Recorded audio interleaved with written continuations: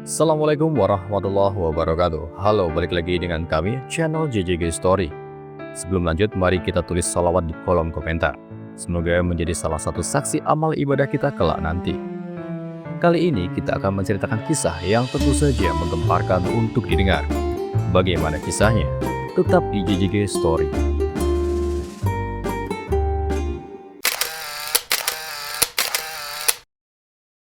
Hari ini kami akan membawakan kisah yang tentu saja menggemparkan. Seorang bayi perempuan dibesarkan dan dirawat seekor lutung dan kucing putih di gubuk tua dekat hutan.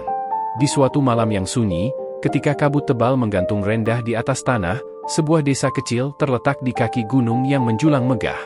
Desa itu, dengan pondok-pondok beratap jerami dan jalan setapak dari tanah liat, dikenal sebagai tempat di mana tradisi dan pandangan masyarakat begitu mendalam sehingga tak ada ruang untuk keanehan atau perbedaan.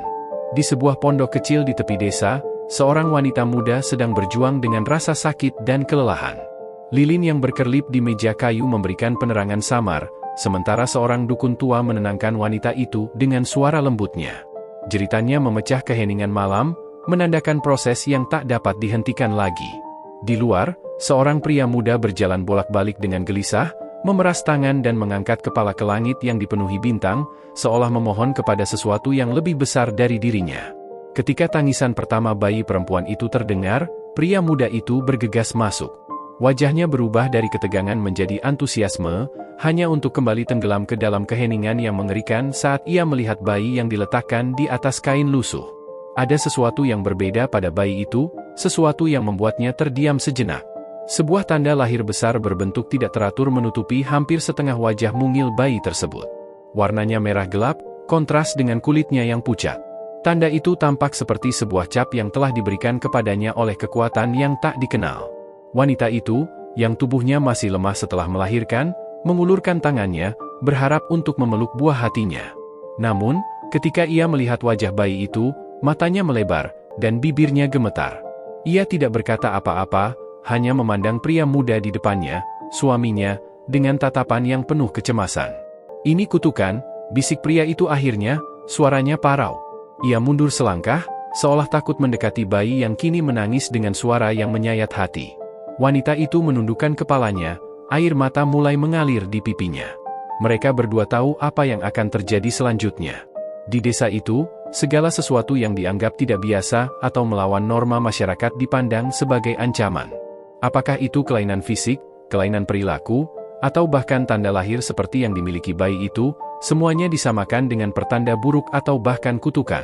Desas-desus dan bisikan-bisikan masyarakat desa lebih tajam daripada pisau, dan keduanya tidak sanggup menghadapi kemungkinan menjadi bahan olok-olok atau, lebih buruk lagi, dikucilkan. Ketika malam semakin larut, pasangan itu memutuskan sesuatu yang akan mengubah hidup mereka selamanya, dan, lebih dari itu, hidup bayi tak berdosa tersebut. Wanita itu membungkus bayi itu dengan kain tua yang usang. Tangannya gemetar saat ia melilitkan kain itu, memastikan bayi itu tetap hangat meski hatinya terasa sedingin es. Pria itu mengambil lentera dari meja, memeriksa bayangan yang bergetar di dinding, lalu mengangguk pelan kepada istrinya. Tanpa sepatah kata pun, mereka meninggalkan pondok, berjalan melewati jalan setapak yang dipenuhi daun kering menuju pinggiran hutan. Hutan itu memiliki reputasi yang menakutkan. Pohon-pohonnya tinggi dan rapat, membentuk kanopi yang hampir tidak bisa ditembus cahaya bulan. Angin berbisik melalui dedaunan, menciptakan melodi suram yang seolah-olah mengiringi keputusan tragis mereka. Ketika mereka tiba di sebuah pohon besar yang tumbuh di pinggir hutan, wanita itu berhenti. Ia menatap bayi di pelukannya, matanya penuh dengan rasa bersalah yang menusuk. Bayi itu tidak tahu apa-apa. Ia tidak tahu bahwa hidupnya baru saja dimulai, dan ia sudah ditolak oleh dunia yang seharusnya melindunginya. "Apa kita benar-benar harus melakukan ini?" bisik wanita itu dengan suara parau. Suaminya tidak menjawab, hanya mengambil bayi itu dari pelukannya. Pria itu meletakkan bayi tersebut di atas hamparan rumput yang lembut, di dekat akar pohon yang kokoh. Bayi itu mulai menangis lagi, suaranya memecah keheningan malam. Wanita itu terisak, menutupi mulutnya dengan tangan untuk menahan jeritan yang ingin keluar. Pria itu menariknya mundur, mengarahkan pandangannya ke arah desa.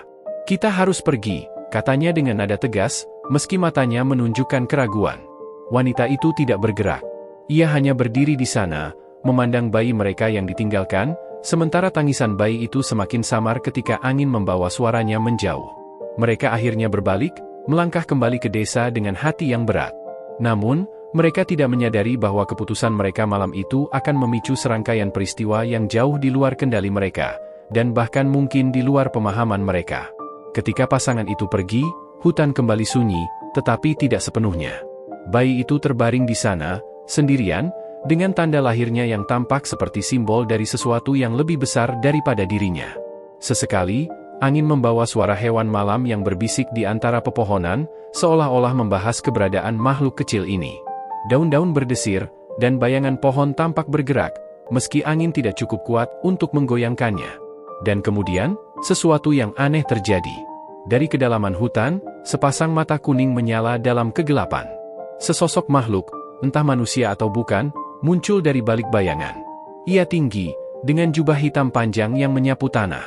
Wajahnya tidak terlihat jelas, tetapi aura yang dipancarkannya membuat udara di sekitar terasa berat. Makhluk itu melangkah mendekati bayi yang menangis, lalu berhenti tepat di depan pohon tempat bayi itu diletakkan. Makhluk itu menunduk, memandang bayi tersebut.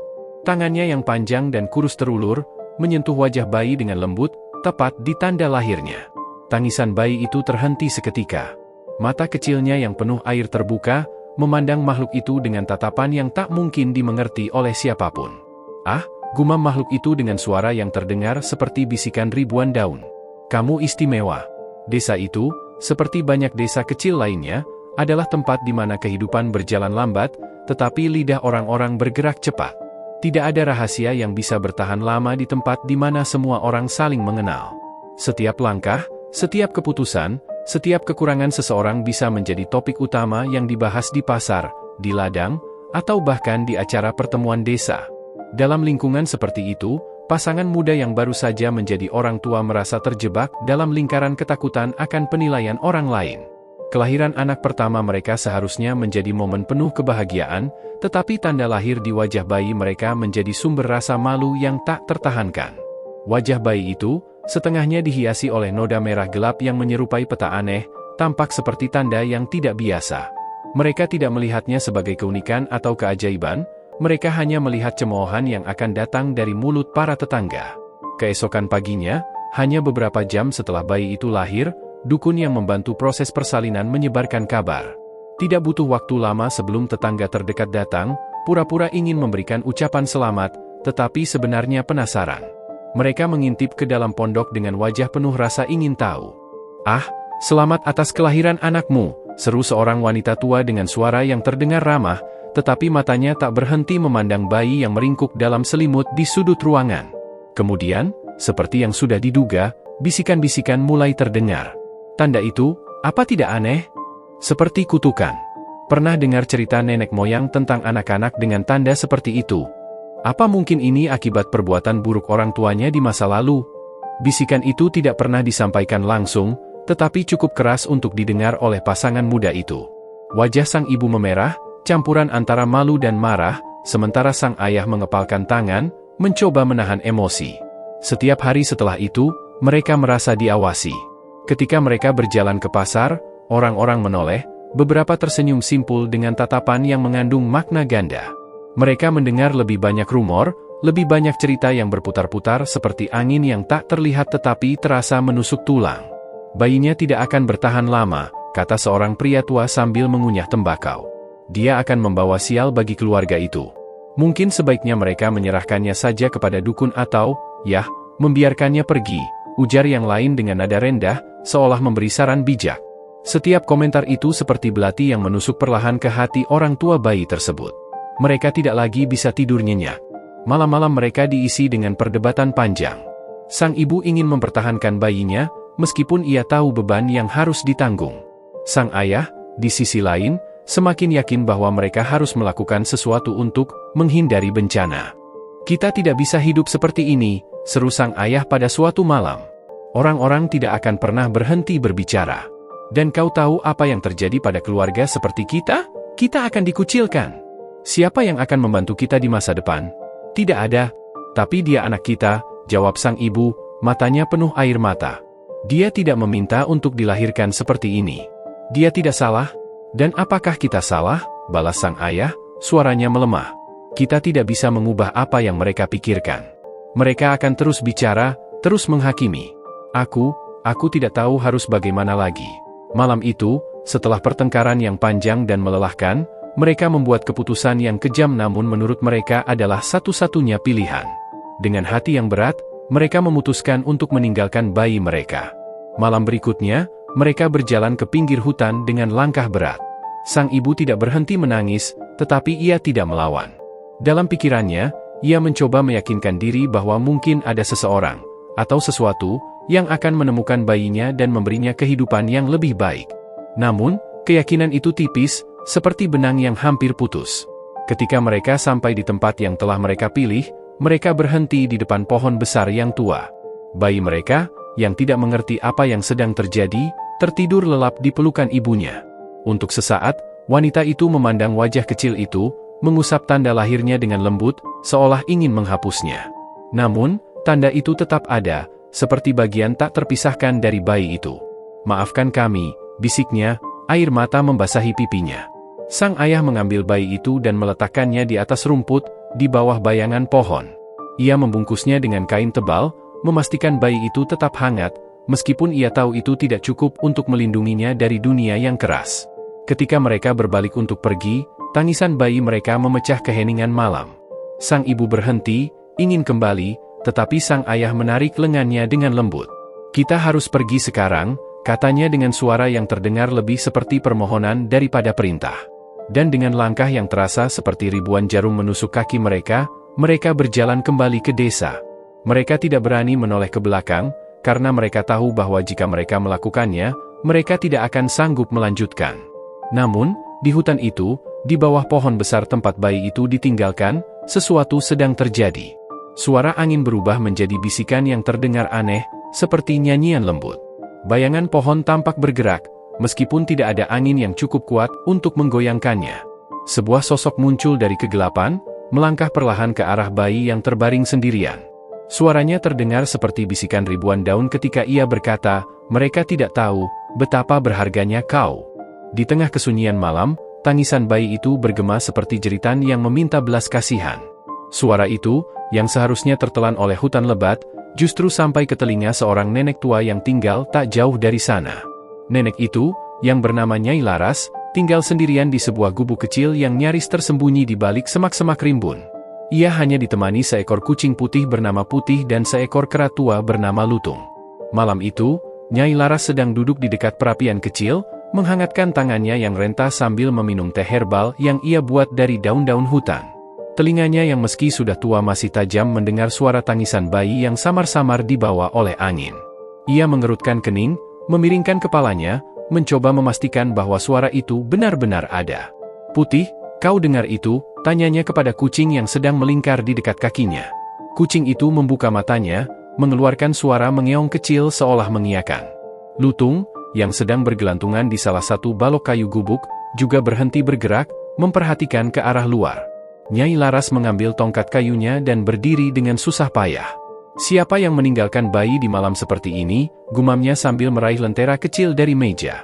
Dengan langkah pelan namun pasti, ia berjalan menuju suara tangisan itu. Jalan setapak yang mengarah ke pinggir hutan licin karena embun malam, tetapi Nyai Laras tidak gentar. Ia mengenal setiap inci hutan ini seperti punggung tangannya sendiri. Ketika ia mendekati pohon besar yang menjadi sumber suara, tangisan itu semakin jelas. Ia berhenti di bawah bayangan pohon dan menunduk. Di sana, di atas hamparan rumput basah, terbaring seorang bayi kecil yang terbungkus kain usang. Mata Nyai Laras membelalak saat melihat bayi itu. Tanda lahir merah gelap yang menutupi separuh wajah bayi tersebut terlihat jelas di bawah cahaya lentera. "Oh, nak," bisiknya, suara penuh keharuan. Nyai Laras meraih bayi itu dengan hati-hati, mendekapnya di pelukan yang hangat meski tubuhnya sendiri terasa rapuh. Tangisan bayi itu mereda seketika, seperti tahu bahwa ia kini berada di tangan yang aman. "Siapa yang tega meninggalkanmu di sini?" tanya Nyai Laras, meski ia tahu bayi itu tidak mungkin menjawab. Matanya menyapu sekeliling, mencari tanda-tanda orang lain, tetapi tidak ada siapapun. Hanya kegelapan malam dan desiran angin yang menjawabnya. Dengan hati yang berat, Nyai Laras membawa bayi itu kembali ke gubuknya. Setibanya di sana, ia menyalakan perapian lebih besar untuk menghangatkan ruangan. Ia mengusap wajah bayi itu dengan kain basah yang hangat, membersihkan sisa embun dan debu dari kulitnya. Saat itulah ia benar-benar melihat tanda lahir bayi itu dengan jelas. Tanda ini, gumamnya sambil mengelus wajah bayi itu. Mungkin kau ditinggalkan karena ini, ya? Tapi aku tidak peduli, nak. Semua anak layak dicintai, apapun yang mereka miliki. Nyai Laras memutuskan untuk memberi bayi itu nama. Setelah berpikir sejenak, ia tersenyum kecil. Aku akan memanggilmu Raina, katanya lembut. Artinya hujan. Karena hujan selalu membawa kehidupan, bahkan di tanah yang paling kering sekalipun. Kau akan menjadi berkah, meski dunia tidak melihatnya sekarang. Hari-hari berikutnya penuh dengan perjuangan bagi Nyai Laras. Gubuk kecilnya tidak memiliki banyak makanan, dan ia hidup dengan hasil bercocok tanam dan berburu kecil-kecilan di hutan. Namun, ia bertekad untuk merawat Raina sebaik mungkin. Putih dan Lutung menjadi teman setia dalam menjaga Raina. Kucing putih itu sering berbaring di samping bayi tersebut, memberikan kehangatan dengan bulunya yang lebat.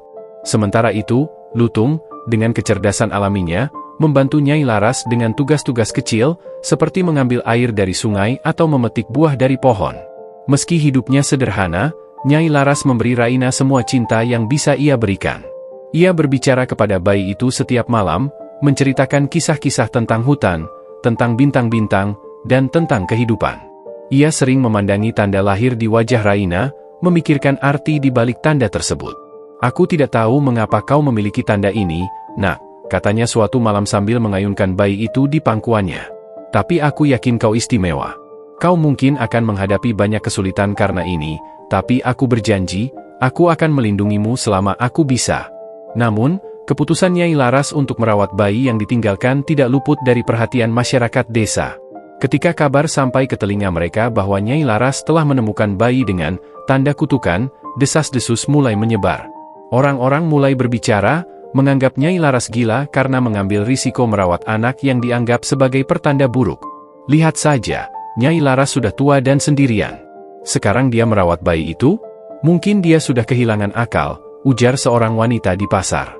Bayi itu pasti membawa sial. Tunggu saja, sesuatu yang buruk akan terjadi pada Nyai Laras, tambah yang lain. Namun, Nyai Laras tidak peduli. Ia tahu bahwa menjaga Raina adalah keputusan yang benar, meski dunia menganggapnya salah. Baginya, cinta dan kasih sayang lebih kuat daripada ketakutan dan prasangka. Meskipun demikian, dalam hatinya, Nyai Laras tahu bahwa Raina tidak akan selamanya aman. Ia bisa merasakan bahwa tanda di wajah Raina memiliki arti yang lebih besar dari yang ia pahami, dan cepat atau lambat, dunia akan datang mencarinya. Hidup di pinggiran hutan adalah perjuangan tanpa akhir, tetapi Nyai Laras tidak pernah menyerah. Dengan bayi kecil yang kini menjadi tanggung jawabnya, ia menemukan semangat baru yang memacu langkah-langkah tuanya. Gubuk kecilnya yang dulunya sepi kini dipenuhi oleh suara tawa bayi, cicitan kucing, dan gerak-gerik kera yang selalu aktif. Setiap pagi, Nyai Laras bangun lebih awal dari biasanya. Ia memulai harinya dengan mempersiapkan kebutuhan Raina. Dengan penuh kasih, ia membuatkan bubur sederhana dari tepung singkong yang ia tumbuk sendiri. Meskipun bahan makanannya terbatas, ia memastikan bahwa Raina tidak pernah kelaparan. Setelah memastikan bayi itu kenyang dan tertidur lelap, Nyai Laras berangkat ke hutan. Ia membawa keranjang anyaman yang telah usang di punggungnya. Di dalam hutan, ia mengumpulkan buah-buahan, akar-akaran, dan daun herbal yang ia tahu bisa dimakan atau dijual ke pasar. Namun, pekerjaannya tidak pernah sendirian. Lutung, si kera tua, selalu menemani, melompat-lompat dari satu dahan ke dahan lain. Lutung menjadi mitra setia Nyai Laras dalam memetik buah-buahan dari pohon-pohon yang terlalu tinggi untuk dijangkau.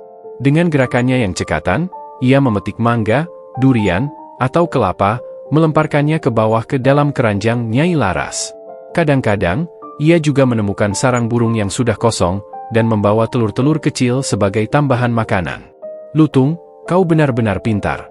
Tanpamu, aku tidak tahu apakah kita bisa bertahan, ujar Nyai Laras suatu kali sambil mengusap kepala kera itu. Lutung, seolah mengerti pujian itu, mengeluarkan suara riang dan melanjutkan pekerjaannya. Sementara itu, Putih, kucing yang biasanya pemalas, mengambil peran sebagai pengasuh Raina. Ketika Nyai Laras pergi ke hutan, Putih selalu berada di dekat bayi itu, menjaga agar tidak ada hewan liar yang mendekat.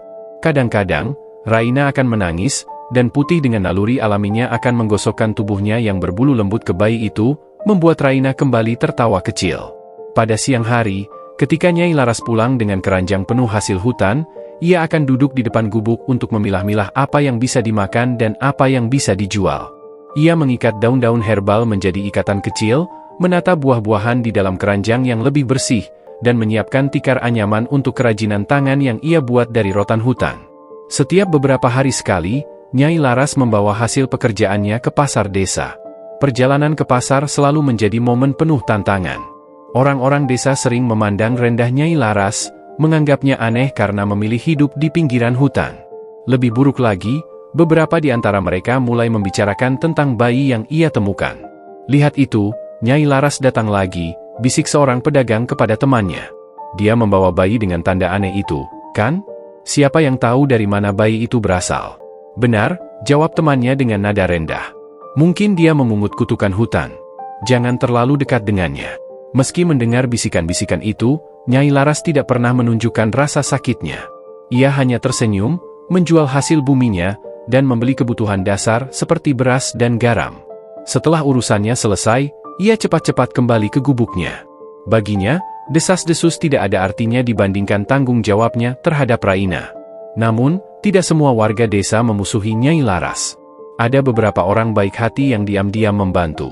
Seorang pedagang muda bernama Pak Darto sering memberikan harga yang lebih murah untuk barang-barang kebutuhan yang dibeli Nyai Laras. "Nyai, kalau butuh sesuatu lagi, jangan ragu bilang ke saya, ya," ujar Pak Darto suatu hari ketika Nyai Laras membeli minyak goreng. Nyai Laras tersenyum kecil. "Terima kasih, Darto.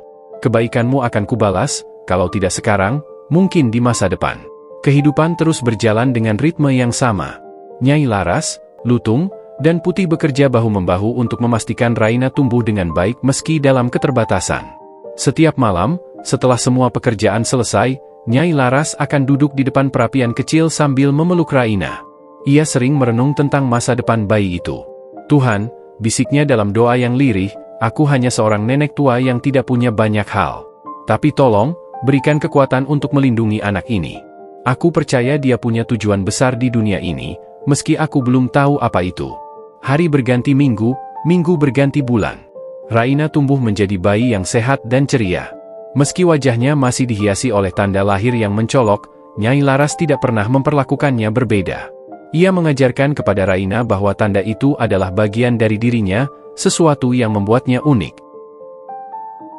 Dan meskipun dunia di luar sana mungkin tidak memahaminya, di gubuk kecil itu, cinta menjadi pengikat yang lebih kuat daripada apapun. Usia yang semakin senja mulai menampakkan jejaknya pada tubuh Nyai Laras. Semula ia hanya merasa lelah lebih cepat dari biasanya, lalu datanglah malam-malam di mana tubuhnya terasa berat dan panasnya naik. Batu kecil yang sering ia abaikan kini menjadi lebih parah, mengguncang tubuh tuanya hingga membuatnya terhuyung-huyung. Namun, ia tidak pernah mengeluh. Baginya, merawat Raina adalah prioritas utama. Meski tubuhnya lemah, ia tetap memaksakan diri untuk berjalan ke hutan, mengumpulkan buah-buahan, dan merawat gubuk kecil mereka. Nyai Laras tahu bahwa jika ia berhenti, tidak akan ada lagi yang bisa diandalkan untuk menghidupi mereka. Lutung dan Putih mulai menunjukkan perhatian lebih dari biasanya. Lutung yang biasanya sibuk melompat dari dahan ke dahan, kini sering turun ke tanah, membawa lebih banyak buah daripada yang diminta. Bahkan, ia tampak belajar menyusun buah-buahan di keranjang dengan lebih rapi, seolah memahami bahwa Nyai Laras tidak lagi sanggup melakukannya. Putih juga semakin protektif. Ia tak lagi hanya menjaga Raina, tetapi seringkali berbaring di dekat Nyai Laras, seolah memastikan bahwa nenek itu tidak sendirian. Setiap kali Nyai Laras batuk, Putih akan mendekat, mengusap tubuhnya dengan bulu putihnya yang lembut. Namun, kondisi Nyai Laras terus memburuk. Suatu pagi, saat ia mencoba bangun untuk pergi ke hutan, tubuhnya ambruk kembali ke tempat tidur. Napasnya berat, dan keringat dingin membasahi dahinya. Ia menyadari bahwa tubuhnya telah mencapai batas. "Lutung," panggilnya lemah. Si kera tua, yang sedang bermain di sudut gubuk, langsung melompat mendekat. Matanya yang cerdas memandang Nyai Laras dengan khawatir. "Ambilkan air dari sungai, Nak," ujar Nyai Laras pelan, tangannya gemetar saat menunjuk ke arah ember kecil di sudut ruangan. Tanpa perlu diperintah dua kali, Lutung mengambil ember itu dan segera melesat keluar. Tidak butuh waktu lama bagi kera itu untuk kembali dengan ember yang hampir penuh. Nyai Laras meminum air tersebut sedikit demi sedikit, mencoba mengumpulkan tenaga. Namun, bahkan dengan bantuan Lutung dan Putih, Nyai Laras tahu ia tidak bisa melakukannya sendirian. Tatapan matanya beralih ke Raina, yang sedang tidur dengan damai di atas tikar kecil. Ia merasa hatinya hancur memikirkan nasib bayi itu jika ia tidak ada. "Tuhan," bisiknya sambil memejamkan mata, "aku mohon, beri aku waktu lebih lama. Aku tidak bisa meninggalkan dia sekarang. Dia masih terlalu kecil." Hari itu, Nyai Laras memutuskan untuk meminta bantuan, meskipun ia tahu itu berisiko. Dengan sisa tenaganya, ia mempersiapkan sebuah keranjang berisi buah-buahan dan hasil hutan lainnya, lalu mengikat tikar rotan yang ia anyam sendiri. Ia menatap Lutung dan Putih, lalu berkata, "Aku harus ke desa. Tunggu di sini dan jaga Raina." Perjalanan ke desa terasa seperti mendaki gunung. Setiap langkahnya penuh perjuangan, tetapi Nyai Laras memaksa tubuhnya untuk terus maju. Sesampainya di pasar, ia berdiri di sudut yang sepi, berharap ada seseorang yang mau membeli barang-barangnya. Namun, warga desa hanya memandangnya dengan tatapan sinis. Desas-desus tentang anak kutukan masih beredar, dan orang-orang lebih memilih menghindar daripada mendekati Nyai Laras. Hanya Pak Darto, pedagang muda yang baik hati, yang berani menghampiri. "Nyai, Anda terlihat tidak sehat. Apa yang terjadi?" tanyanya dengan nada prihatin. Nyai Laras mencoba tersenyum, meski wajahnya pucat. "Aku hanya butuh sedikit bantuan, Darto. Jika kau bisa membeli barang-barangku, aku akan sangat berterima kasih." Pak Darto memandangi Nyai Laras dengan penuh simpati. Ia tahu bahwa wanita tua ini sudah terlalu lelah untuk berjuang sendirian. Ia membeli semua barang dagangan Nyai Laras tanpa menawar, lalu memberinya tambahan beras dan sayuran sebagai hadiah. "Nyai, Anda harus beristirahat. Jangan terlalu memaksakan diri," ujarnya sambil membantu Nyai Laras membawa barang-barang itu kembali ke gubuk. Namun, perjalanan pulang tidak semudah yang Nyai Laras bayangkan. Ketika hampir mencapai gubuknya, tubuhnya ambruk di jalan setapak. Pak Darto yang kebetulan masih berada di sekitar area itu segera menghampiri, mengangkat tubuh Nyai Laras yang lemah, dan membawanya ke gubuk. Di gubuk kecil itu, Pak Darto terkejut melihat Raina, bayi dengan tanda lahir mencolok yang selama ini menjadi buah bibir di desa. Ia menatap Nyai Laras dengan penuh pertanyaan, tetapi wanita tua itu hanya tersenyum lemah. "Dia anak yang tak bersalah, Darto," kata Nyai Laras dengan suara parau. "Dia adalah alasanku bertahan hidup." Pak Darto mengangguk, meski hatinya penuh kebingungan. Ia membantu menyiapkan makanan dan memastikan Nyai Laras bisa beristirahat.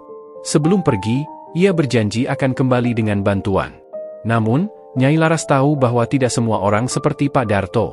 Jika lebih banyak warga desa mengetahui tentang Raina, mungkin mereka akan datang dengan niat buruk. Ia memandangi Raina yang kini menggenggam jari kecilnya sambil tersenyum. "Aku harus kuat," bisiknya kepada dirinya sendiri. Demi dia.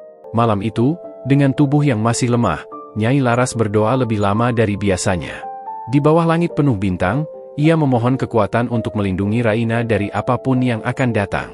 Meskipun tubuhnya semakin rapuh, cintanya pada bayi itu tetap menjadi kekuatan yang tak tergoyahkan. Saat itu adalah pagi yang tenang di pinggir hutan. Matahari baru saja muncul, menyinari gubuk kecil tempat Raina, Nyai Laras, Lutung, dan Putih tinggal.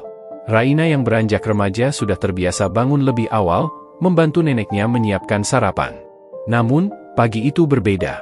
Ketika ia menghampiri tempat tidur nenek, ia mendapati Nyai Laras terbaring lemah dengan napas yang sangat lambat. "Nenek," panggil Raina pelan, duduk di sisi tempat tidur. Tangannya yang kecil menggenggam tangan nenek, yang terasa dingin. Nyai Laras membuka matanya perlahan, menatap cucunya dengan senyuman lembut. "Raina, kau sudah besar," ucapnya dengan suara yang hampir tak terdengar. Raina merasa ada sesuatu yang salah. Ia mengguncang lembut tubuh neneknya, berharap nenek akan bangun seperti biasa, memeluknya, dan memberinya semangat. Namun, tatapan Nyai Laras kali ini penuh kepasrahan. "Dengarkan, cucuku," ujar Nyai Laras, suaranya parau. "Nenek mungkin tak bisa lagi bersamamu. Tapi jangan takut, nak. Kau adalah anak yang kuat." Air mata mulai menggenang di mata Raina. "Tidak, Nek. Jangan bicara seperti itu. Aku akan merawatmu. Aku akan pergi ke desa dan mencari bantuan." Nyai Laras menggelengkan kepalanya perlahan. "Tidak perlu, Raina. Waktuku sudah tiba. Tapi dengarkan pesan nenek. Kau tidak sendiri. Lutung dan Putih akan menjagamu. Mereka adalah keluargamu sekarang, seperti mereka selalu menjadi keluargaku. Di sudut ruangan, Lutung dan Putih tampak gelisah. Seolah mereka memahami apa yang sedang terjadi, kedua hewan itu mendekat ke tempat tidur Nyai Laras. Lutung memegang tangan Nenek dengan tangannya yang kecil, sementara Putih berbaring di dekat kaki Nenek, mengeong pelan seakan meminta Nenek untuk tetap bertahan. "Nenek, jangan pergi," isak Raina. Ia menundukkan kepalanya, menangis dengan tubuh kecilnya yang terguncang. Nyai Laras mengusap kepala Raina dengan tangan yang gemetar. "Raina, kau adalah hadiah terbesar dalam hidup Nenek. Tanda lahirmu itu bukan kutukan, nak. Itu adalah lambang kekuatanmu. Suatu hari, kau akan mengerti." Setelah kata-kata terakhir itu, napas Nyai Laras semakin melemah hingga akhirnya berhenti. Wajahnya tetap tenang, seolah ia telah pergi dengan damai. Raina terdiam beberapa saat, memeluk tubuh neneknya yang kini tak bernyawa. Air mata terus mengalir di pipinya, tetapi ia tidak bersuara. Kesedihan yang ia rasakan terlalu dalam untuk diungkapkan dengan kata-kata atau tangisan. Hari itu adalah awal dari perubahan besar dalam hidup Raina. Dengan bantuan Lutung dan Putih, ia menggali sebuah liang lahat di dekat pohon besar tempat nenek sering duduk bersantai.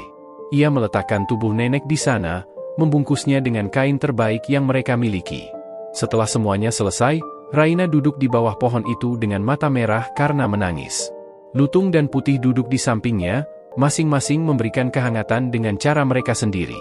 Lutung menyentuh bahunya dengan lembut, sementara Putih mendekatkan tubuhnya ke kaki Raina.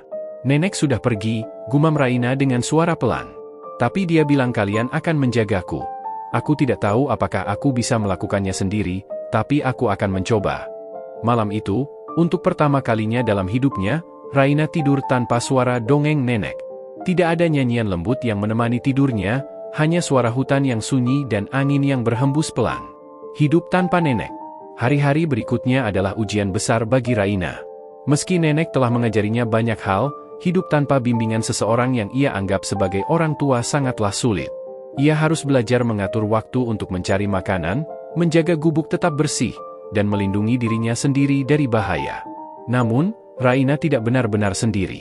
Lutung dan Putih menjadi penghiburnya sekaligus pelindungnya. Lutung mengambil peran lebih besar dalam mencari makanan di hutan. Ia sering membawa buah-buahan dan daun-daunan ke gubuk, seolah mengerti bahwa Raina kini sangat membutuhkannya. Putih juga semakin protektif.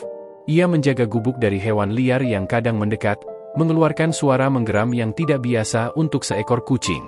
Meski demikian, Raina merasa hampa. Tidak ada yang bisa menggantikan kehangatan neneknya. Ia sering berbicara kepada pohon besar tempat nenek dimakamkan, berharap dapat menemukan kedamaian. "Nenek, apakah kau mendengar aku?" tanya Raina suatu hari, duduk di depan makam sederhana itu. "Aku mencoba menjadi kuat, seperti yang kau katakan. Tapi aku rindu padamu. Apa yang harus kulakukan sekarang?" Namun, tidak ada jawaban selain suara angin yang menggerakkan dedaunan. Dalam kesendiriannya, Raina mulai menyadari bahwa ia harus bertahan, bukan hanya untuk dirinya sendiri, tetapi juga untuk menghormati neneknya. Ia mengambil ajaran nenek sebagai panduan hidupnya, mengingat setiap nasihat dan cerita yang pernah diberikan kepadanya. Lutung dan Putih menjadi lebih dari sekadar sahabat. Mereka adalah keluarga kecil yang setia, bekerja bersama untuk bertahan hidup. Di tengah kesulitan, Raina mulai belajar bahwa kekuatan sebenarnya datang dari dalam dirinya. Meskipun hidup tanpa nenek sangat berat, Raina tahu bahwa ia tidak bisa menyerah. Di dalam hatinya, ia percaya bahwa nenek masih melihatnya dari suatu tempat, mendoakannya, dan berharap ia menemukan jalan hidupnya sendiri. Raina kini telah beranjak dewasa, menjadi seorang gadis dengan postur tegap, rambut panjang berwarna hitam legam, dan sorot mata tajam yang memancarkan kekuatan. Tanda lahir besar di wajahnya yang dulu sering ia tutupi dengan rambut kini dibiarkan terbuka, seolah menjadi simbol keberaniannya. Namun, meski ia tumbuh menjadi pribadi yang tangguh, ada kekosongan dalam hatinya yang tidak pernah hilang. Setiap kali ia berjalan ke desa untuk menjual hasil kerajinan atau buah-buahan, ia mendengar bisik-bisik di belakangnya. "Itu dia, gadis dengan tanda lahir. Kau tahu, kan? Dulu ada bayi yang dibuang di hutan. Ya, pasti dia. Tak mungkin ada dua orang dengan tanda seperti itu." Awalnya, Raina mengabaikan desas-desus itu. Baginya, desa hanya tempat persinggahan, bukan rumah. Namun, semakin sering ia mendengar cerita itu, semakin ia merasa bahwa ada sesuatu yang disembunyikan darinya. Suatu malam, saat duduk di depan gubuk kecilnya, ia berbicara kepada Lutung dan Putih yang setia di sisinya. "Kalian tahu apa yang mereka bicarakan di desa?" tanyanya sambil mengelus kepala Putih. "Mereka bilang ada seorang bayi yang dibuang di hutan.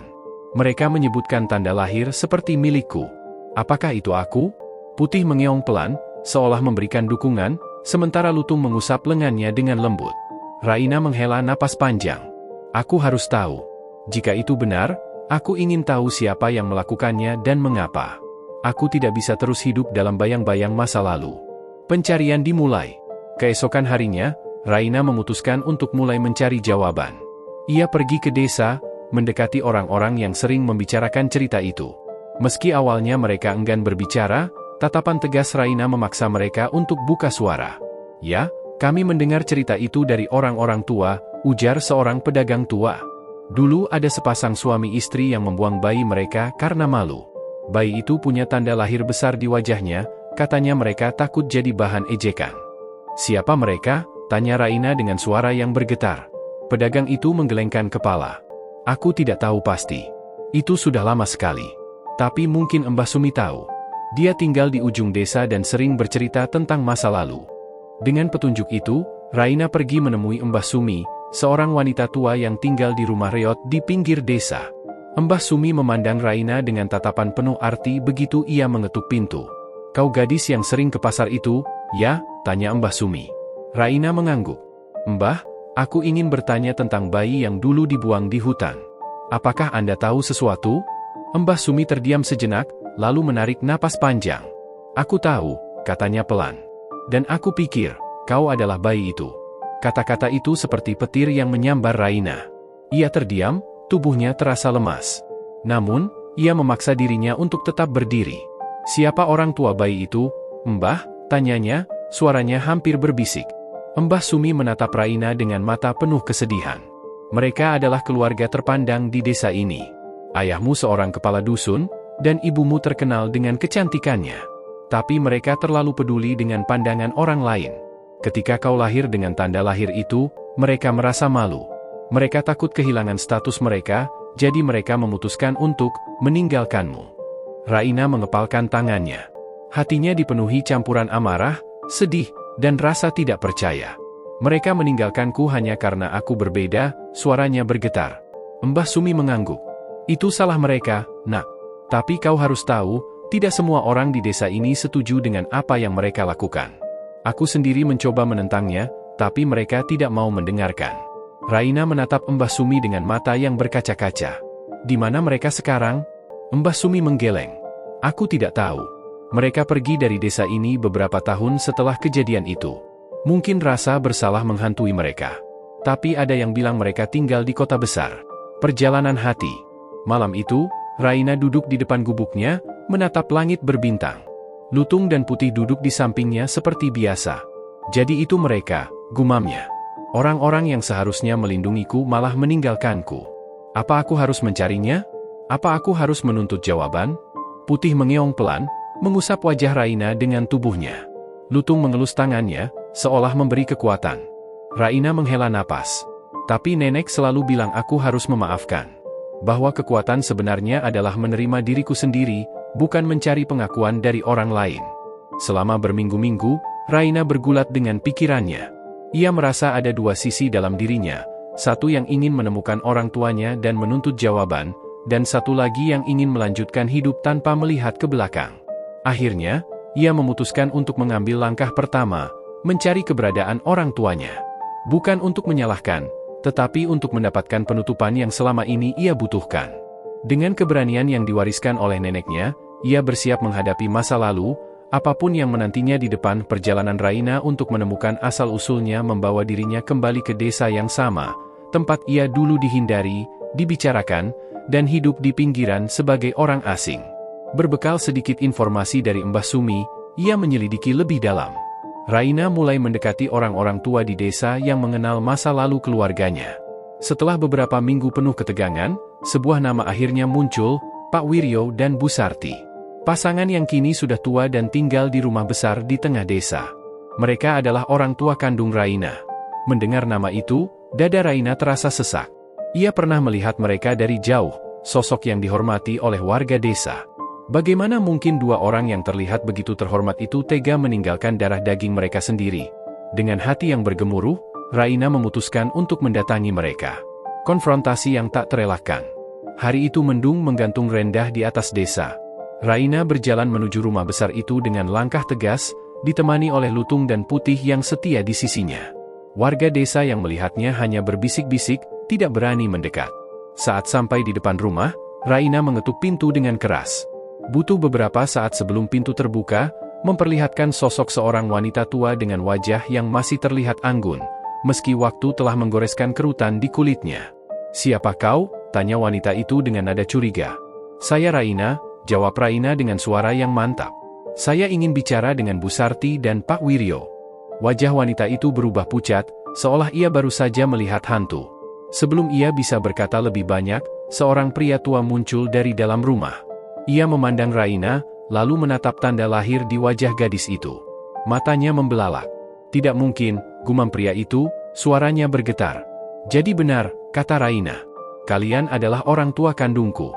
Kalian yang membuangku di hutan karena malu dengan tanda lahirku." Pak Wiryo dan Bu Sarti terdiam, tak mampu berkata-kata. Raina melanjutkan, suaranya penuh emosi. "Aku ingin tahu satu hal saja. Bagaimana kalian bisa tega meninggalkan bayi kalian sendiri? Apakah aku tidak berharga sama sekali hanya karena aku berbeda?" Bu Sarti akhirnya berbicara, suaranya penuh penyesalan. Kami tidak tahu harus berbuat apa saat itu. Orang-orang di desa ini begitu kejam, mereka akan menghancurkan kami jika tahu anak kami lahir dengan tanda itu. Kami takut kehilangan status, takut menjadi bahan ejekan. Jadi, demi status, kalian mengorbankan anak kalian sendiri, potong Raina tajam. Kalian lebih peduli dengan apa yang orang lain pikirkan daripada dengan hidupku. Pak Wiryo menundukkan kepala, sementara Bu Sarti mulai menangis. "Kami bodoh," kata Bu Sarti terisak. "Kami telah menyesalinya setiap hari sejak itu. Tapi kami pikir kau sudah mati, Raina. Kami tidak pernah mendengar kabar lagi tentangmu. Bagaimana kau bisa selamat?" Raina mengepalkan tangannya. "Aku selamat karena seseorang yang benar-benar peduli. Seorang nenek tua yang kalian semua anggap aneh, yang hidup sendirian di pinggir hutan. Dia memberiku kehidupan yang tidak pernah kalian berikan. Dia mencintaiku tanpa syarat, meski aku bukan siapa-siapa baginya." Air mata mengalir di pipi Raina, tapi ia tetap berdiri tegak. "Dia memberitahuku untuk memaafkan, tapi bagaimana aku bisa memaafkan kalian ketika kalian bahkan tidak pernah mencariku?" Pak Wiryo akhirnya berbicara, suaranya penuh kepedihan. "Kami tidak punya alasan. Apa yang kami lakukan salah, dan kami akan menanggung dosa ini selamanya. Tapi, Raina, kami benar-benar menyesal." Pertempuran dalam diri. Raina berdiri di sana, terdiam. Ia ingin marah, ingin berteriak, ingin menyalahkan mereka untuk semua kesedihan yang ia alami. Tapi di balik amarah itu, ada rasa sakit yang lebih dalam. Ia tidak bisa memutar waktu.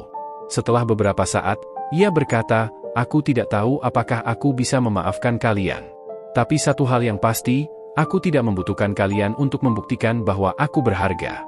Aku sudah menemukan keluarga yang lebih baik daripada kalian." Dengan itu, Raina berbalik dan pergi. Lutung dan Putih mengikutinya, meninggalkan pasangan tua itu dalam diam penuh penyesalan. Malam renungan. Malam itu, Raina duduk di bawah pohon besar tempat neneknya dimakamkan. Ia memandang langit yang gelap, mencari jawaban di antara bintang-bintang. "Nenek," gumamnya, "aku menemukan mereka. Tapi mereka bukan seperti yang kubayangkan. Mereka hanya manusia biasa, penuh kelemahan dan kesalahan." Lutung duduk di sampingnya, sementara Putih berbaring di kakinya. Kehadiran mereka mengingatkannya bahwa ia tidak benar-benar sendiri. Raina menarik napas dalam-dalam. "Aku tidak akan membiarkan masa lalu menentukan siapa aku. Aku adalah aku, Raina, cucu dari seorang nenek yang penuh kasih, dan teman dari dua sahabat terbaikku." Dengan tekad itu, Raina memutuskan untuk melangkah maju. Masa lalunya mungkin penuh luka, tetapi masa depannya adalah miliknya untuk ditentukan. Langit pagi di pinggir hutan selalu memberikan perasaan yang sama bagi Raina, damai dan bebas. Angin lembut menyusup melalui celah dedaunan, membawa aroma tanah basah dan bunga liar. Disinilah ia merasa benar-benar menjadi dirinya sendiri. Tidak ada pandangan menghakimi, tidak ada bisik-bisik.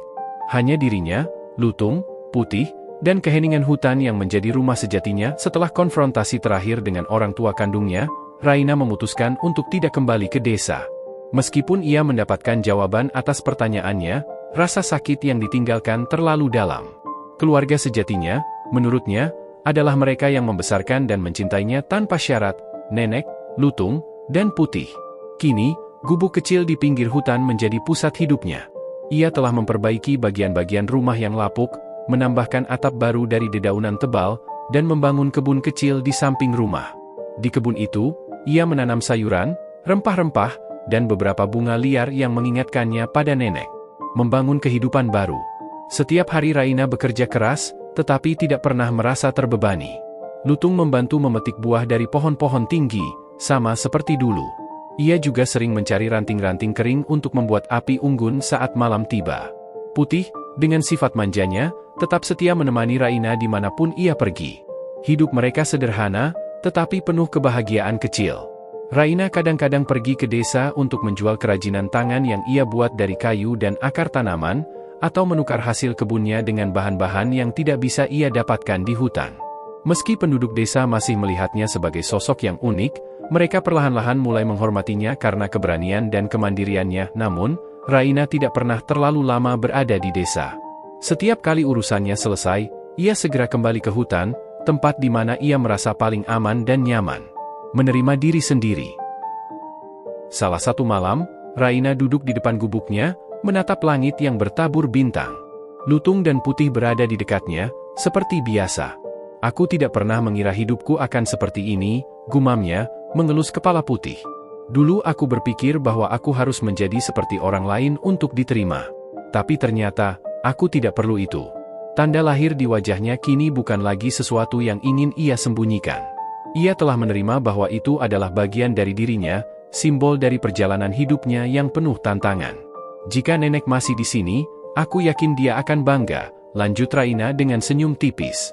Bukan karena aku sempurna, tetapi karena aku belajar mencintai diriku sendiri.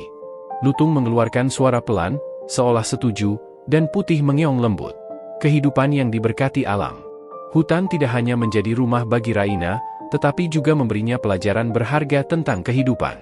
Ia belajar menghargai setiap hal kecil, suara air sungai yang mengalir, cahaya matahari yang menembus dedaunan, dan kehangatan api unggun di malam yang dingin. Ia juga menjadi lebih terhubung dengan alam, mengenal tanaman obat, dan mulai membantu beberapa orang desa yang sakit dengan ramuan yang ia buat.